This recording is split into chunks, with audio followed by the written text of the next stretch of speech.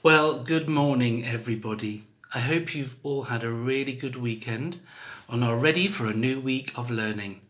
We have lots of celebrations from teachers and some from your parents this week, so here we go.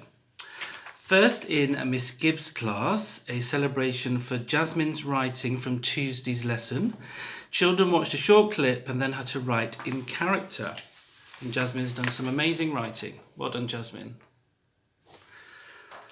Also for Nettie's been learning graphic design and how to use Photoshop at home in her spare time. She put together this photo on her own with her newly learnt skills. Now, sorry Nettie, it's in black and white, but it's still got a huge impact. Look at that, everybody. Next, we've got one from Sana's mum, Saba, and she says, "Dear Miss Morrison, this is Sana's mum. I just wanted to let you know that Sana has done absolutely fantastic in her TTRSS challenges. She has been practicing loads this week and has gone from wannabe to breakthrough artist just this week. She has definitely gained confidence in her times tables, which, as you must know, has never been her favourite subject. Her goal is to become a rock hero by the end of the term.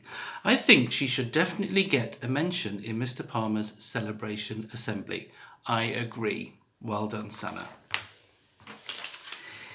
In the reception classes, the teachers would like to say thank you to everybody this week for continuing to smile, focus and persevere with their learning during a very hot week at school. A big celebration for Ruby from Enid Blyton class for being brave, coming into school every morning, and for creating a fantastic frog from the story Duck in the Truck. Look at the care and detail Ruby has taken, colouring between the lines and sticking the tissue paper down neatly. Well done, Ruby. What a great frog. Also in Enid Blyton class, Georgie, also for coming in bravely every morning and for always trying his best with all of his learning. Well done, Georgie. We got a celebration here for Nancy Jane for coming in every day with a smiley face. I know that. I see that every day. And also for Anthony for his fantastic learning in the phonics lessons. This has also come from home. This has come from Gracie Painter's mum. Here is some work Gracie has done that she is proud of. Please, can you pass this on? And to me, I can't quite read it, Gracie, because it's a photograph, but it looks like a lovely picture of a cheetah, and it's probably some information about it too. Look at that fantastic drawing. Well done, Gracie. Also from home, we've got some work sent in by Aaron Buckley's parents. Aaron's in Fort Johnson. Two pieces of work, a great story about a boy who grew dragons and also some really good RE learning. There's Aaron's work from home. Well done, Aaron. This is work from the Key Worker Bubbles. We got two pieces of work from Catherine Johnson class. One's Sophia for producing a very engaging personal recount from the point of view of a seal being attacked by killer whales. Secondly, for Jack Pinter, for producing a very well-structured and informative non-chronological report about an imaginary animal. And I think it's called the Chi Croc, Jack. There's their work. And finally, for Emily in 3U Southside, for producing a very well-structured information text about pigeons. And I agree, Emily. Pigeons are a very interesting bird. We've got a couple of celebrations from Miss Buck, for Hayden for his amazing effort in the London Youth Games Challenges, and for Peyton for a wonderful attitude to learning. Well done, you two. From Mrs. Tringham, we've got a celebration for Effa for his efforts to keep his letters the correct size and form. Well done, Effa. Handwriting is very important.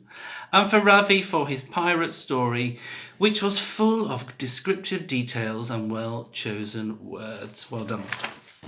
And from Mrs. Khan, she would like to mention Alex for his great writing and for Jemima for her brilliant start to her science report. And finally, in celebrations, we've got some pictures here from the things that they were doing in reception last week. If you watched Miss Firewood's video, you would have seen this lovely hello from everybody in the playground, saying hello to people at home.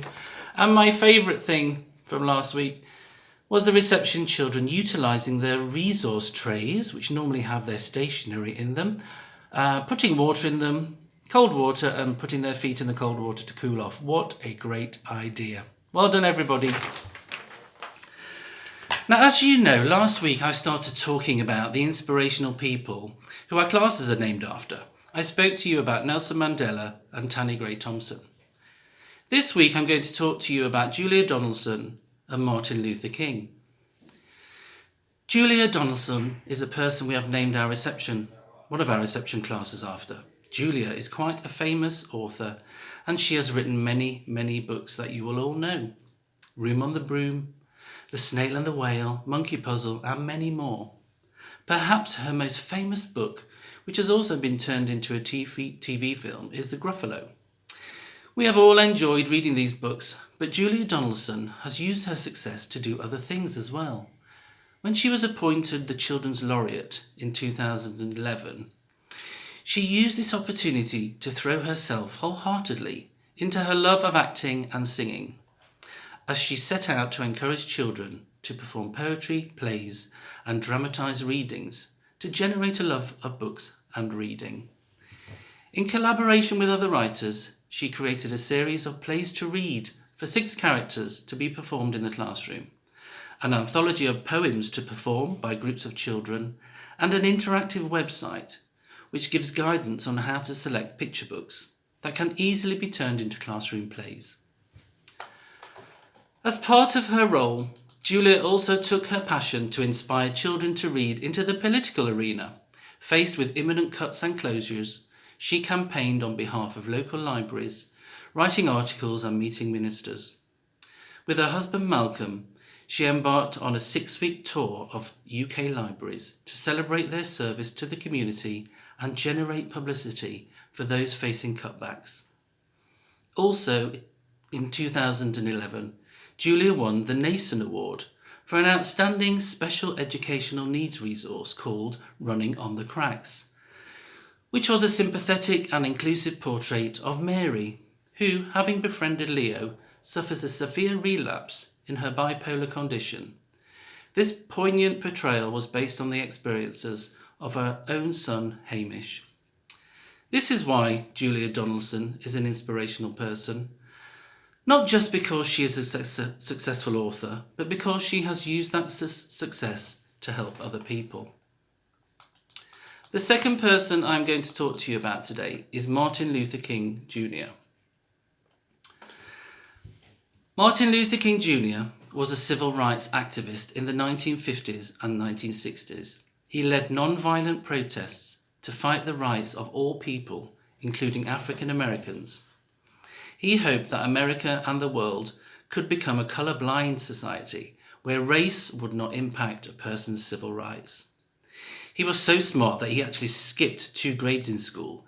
He started his college education at Morehouse College at the young age of 15, where he got his degree in sociology. He then received his doctor's degree in theology from Boston University. Martin's dad was a preacher, which inspired Martin to pursue a career in the church. In his first civil rights action, Martin Luther King Jr. led the Montgomery bus boycott. This started when Rosa Parks refused to give up her seat on a bus to a white man. She was arrested and spent the night in jail. As a result, Martin helped to organise a boycott of the public transportation system in Montgomery. The boycott lasted over a year. It was a very tense time. Martin prevailed and segregation on the Montgomery buses came to an end. In 1963, Martin Luther King Jr. helped organise the famous March on Washington. Over 250,000 people attended this march in an effort to show the importance of civil rights legislation. Some of the issues the march hoped to accomplish included an end to segregation in public schools, protection from police abuse, and to get laws passed that would prevent discrimination in employment. It was at this march where Martin gave his I Have a Dream speech. This speech has become one of the most famous speeches in history. The March on Washington was a great success. The Civil Rights Act was passed a year later in 1964. In 1964, Martin Luther King was the youngest person ever to be awarded the Nobel Peace Prize. Martin Luther King is an inspirational person because he dedicated his life to ensuring that laws were passed which stopped people being treated unfairly because of the colour of their skin. Well, that is almost the end of the assembly today. Before I say goodbye, I want to tell you about something I learned about recently. I learned about a man called James Baldwin. He was also a civil rights campaigner and he knew Martin Luther King Jr. He's also an inspirational person. This morning I spoke to all of the teachers and staff at the academy about him and quoted one thing he said. He said this: "Not everything that is faced can be changed, but nothing can be changed until it is faced." Not everything that is faced can be changed, but nothing can be changed until it is faced. What can you change today that might help someone? What can you change that could make someone happy? Martin Luther King Jr. changed the world. So can you. See you all next week. Take care and be safe.